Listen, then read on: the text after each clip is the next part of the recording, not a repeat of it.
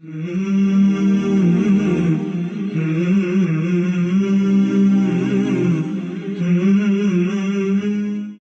questions about expectations to master your actions and emotions. The breakthrough idea for this week is that the quality of our expectations can dramatically change our actions and emotions in all areas of our lives and in all relationships. This is really amazing. We'll give you several examples, evidences, and then we will end with 7 profound questions about your expectations that will give you a deep insight about why you feel and act the way that you do and what needs to change for the actions and emotions to change. We talked about expectations in several episodes in different contexts. We have not treated it as one topic up until now. And this is the first episode where we will see how deep, diverse, and powerful tool our expectations are for our success and emotional mastery. Let's start with our own expectations from our own self. What do we expect ourselves to be able to achieve? This is a topic we discussed earlier that many people don't chase their dreams because they simply don't think that they can achieve them. We gave you a breakthrough idea to come out of this in episode by sharing how inspiring you are. This was our episode number 2.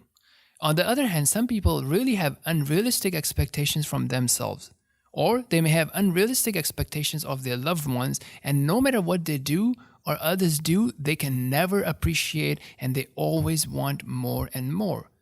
How hard it is for such a person to be pleased. This may be a good time to pause the podcast and think about how unrealistic are your own expectations, whether it be for yourself or for others. How unrealistically low they are or how unrealistically high they are. Think about it. Self-expectations as well as your expectations from others. Think about the question, do you appreciate people? This is something that we talked about in last episode as well when we were talking about lessons from horsemanship. It is very important for us to appreciate others. So go ahead, pause the audio and think about it. Now, let's think about our expectations regarding opinions of others about us. If someone say that you are not smart enough, you are a slow learner, you don't know how to do this, you will never learn, you're not a good husband, you're not a good wife, you're not a good mother, you're not a good father, you didn't do anything, etc. What does that mean to you? Do you think about how credible and how just the opinions of others are about you? Many times people don't take a step back to realize how just is that opinion. This leads to them losing self-confidence. Likewise, if someone is sugarcoating and praising you, what does that really mean? Are you being deceived by false opinions of others?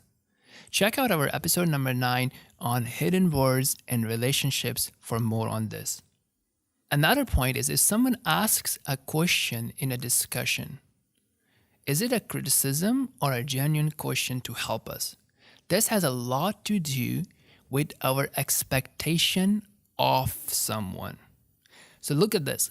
It's different when we say expectation of someone versus expectations from someone.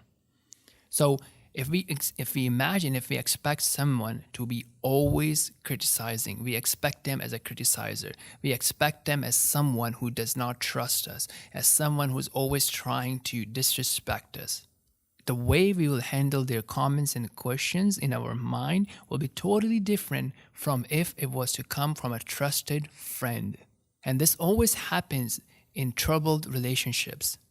Once people lose their trust and confidence, anything that the other party says is always viewed with a sense of doubt. So the questions to think about would be, do they value us? Do they love us? Do they care about us? Do they respect us? And so on and so forth. Now, this can all be changed by changing your own expectations. We'll talk about later whether it's a realistic expectations or an unrealistic expectation. But the point is, same question, same comment can be viewed in totally different ways based on our expectations of others. So think about it. Are you suffering from this? What kind of trust do you have in different relationships? How do you view their questions and comments based on your expectations of others? How would you change that expectation? That would require some conditioning, some writing down, some reviewing, some repetitions, and so on and so forth. Now, the same thing can be applied regarding the household rules and discipline. Are they meant to control you? Are they meant to provide a safe and healthy growth environment where everybody is respected? Or do you not view them like that? Our breakthrough idea is a lot can be changed from our emotional health and satisfaction and quality of our relationships by just doing a reality check on our expectations. If our expectations are away from reality, we are not likely to be going to be happy.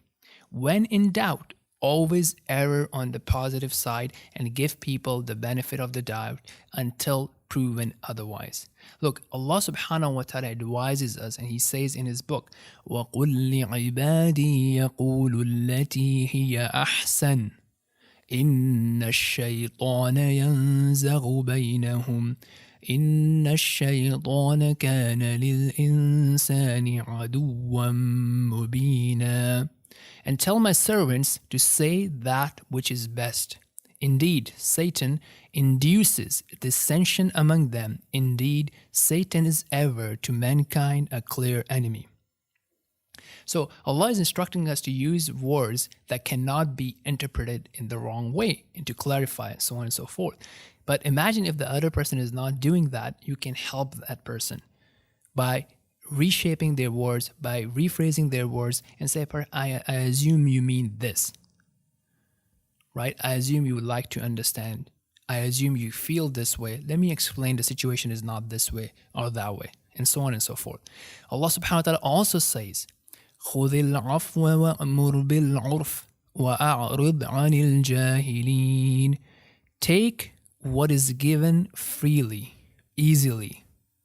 Right? So this is about lowering your expectations and increasing your appreciations. So think about it. How often do we do that? And then Allah says, enjoin, command, order which is good, known good. Right? So you're not overburdening people. And then Allah says at the end of this verse, and turn away from the ignorant. Right? So this is similar to what we were saying in the previous episode around getting out of the way. When things are heating up, you do not have to debate all the time. Always think, what do I expect from this debate? Sometimes it's just much better to say, okay, I understand your point of view, and I will think about it. Thank you. You do not have to convince the other person. You do not have to argue. You do not have to debate. So you have to choose where the debate is necessary, where the discussion is necessary, and where it is just simply enough to acknowledge the other person's point of view. And what is an appropriate time for discussion and debate. I cannot stress enough how important this is to maintain healthy relationships. So, expectations play a big role in our life. Think about it. If you stay up late expecting to rise up early and you have been failing at this, then you need to maybe change to more realistic expectations. If you're always late because you start late and you're underestimating the time it will take you to complete a project or to get to somewhere, then maybe it's time for you to change to more realistic expectations. Now let's move on to our spirituality section. What we will talk about today is our expectations about, expectations from, and expectations of Allah. In Arabic, the words used are dhann and also qadr. Following the book, The Disease and the Cure by Ibn al-Qayyim rahimahullah, we are on in the chapter of evil thoughts about Allah, or not giving Allah His due right, which he is calling su'ul dhann billah. Now this is applicable in a wide variety of situations. First and foremost is to expect Allah to have taken a son or a daughter, to imagine and to expect that anyone has any share in the dominion, in the dominion and in the control of Allah, to expect that one can get to Allah's mercy faster by seeking intermediaries instead of going directly to Him. or to expect that anyone can save one from Allah without the will of Allah, to expect that anyone can bring harm or benefit to us without the will and permission of Allah.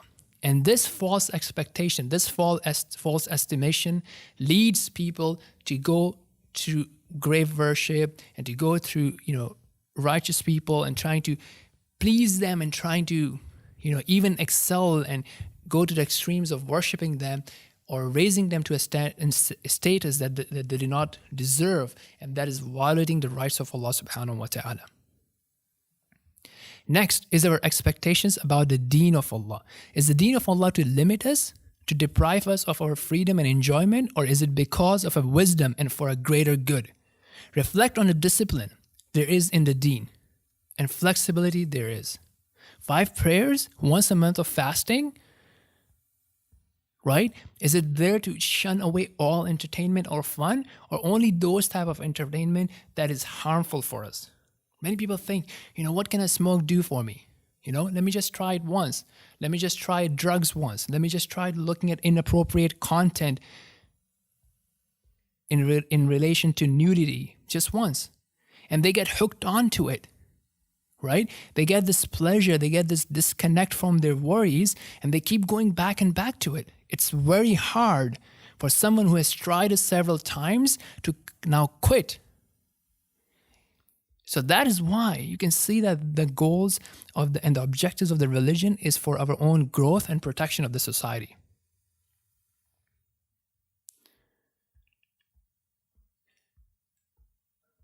Likewise, if a hardship falls on us, what are our expectations? Does that mean Allah does not love us?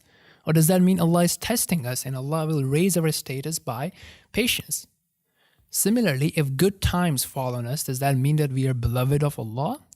Does that mean that everyone who has more luxury and ownership in this world is a beloved of Allah? Right? So these are all related to realistic and unrealistic, good and bad expectations from Allah. Likewise, if you do something good for the sake of Allah and the other person does not appreciate, does not return your favor, does not return your favors likewise, is not kind to you, is not appreciating you, does that mean that your efforts are going to waste? Another thing is our expectations about the justice of Allah. Is this all going to end without justice? Will the poor and the rich be equal? Will the patient one and the transgressors be equal? Allah subhanahu wa ta'ala says in His book, وَمَا خَلَقْنَا السَّمَاءَ وَالْأَرْضَ وَمَا بَيْنَهُمَا بَاطِلًا ذَلِكَ ظَنُّ الَّذِينَ كَفَرُوا فَوَيْلٌ لِلَّذِينَ كَفَرُوا مِنَ النَّارِ. And we did not create the heaven and the earth, and that is between them aimlessly. That is a false assumption. That is the assumption of those who disbelieve. So woe to those who disbelieve from the fire. And Allah subhanahu wa ta'ala says, أَمْ نَجْعَلُ الَّذِينَ آمَنُوا وَعَمِلُوا الصَّالِحَاتِ كَالْمُفْسِدِينَ فِي الْأَرْضِ أَمْ نَجْعَلُ الْمُتَّقِينَ كَالْفُجَّارِ. Or should we treat those who believe and do righteous deeds like the corruptors in the land? Or should we treat those who fear Allah like the wicked? So these questions are encouraging us and guiding us to think and reflect that there's a purpose behind the creation. The ones who submit and do righteous deeds, the ones who love Allah the most, will not be treated like the ones who do not. Is the one who does not pay much attention and does not give much regard to the commands and prohibitions of Allah and violates it left, right, and center. What are his expectations from Allah? Is he giving Allah his due right, or the one who is negligent of Allah, his right, negligent of the hereafter, and just wandering blindly? Or the one who gives least priority to Allah and is much more concerned about how people see him? And he does not care about how Allah sees him. He's afraid of people, but is not afraid of Allah. Think about it. If someone has an amazingly high standard for creation, right, regarding the time he wakes up the kids for school, the time he's always on time, and he's right away answering certain phone calls, being on time for the meetings, serving food to children or even to pets, taking them out on a walk, but is extremely lazy when it comes to prayer times. All these things have consequences. He keeps chasing the pleasure and approval of the creation, thinking that this is how he will become rich, this is how he will become powerful, this is how he will become happy and content. And he forgets the one who created content, the one who created happiness, the one who owns all might, power, and richness. Okay, so now that we have seen all these examples, ideas, evidences, and thoughts, let us go to the 7 questions that we need to be asking ourselves.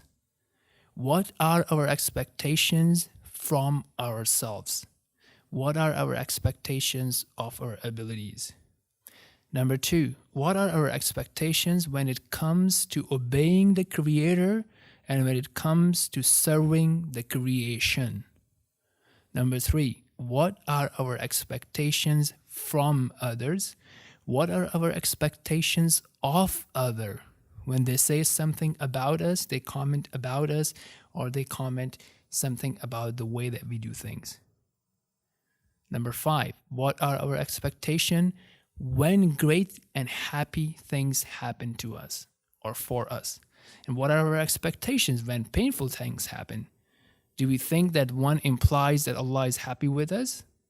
Is that how we judge the happiness of Allah from us? Number 6, what do we need to expect less and appreciate more? And number 7, what needs to change? What is unrealistic? What is serving against us?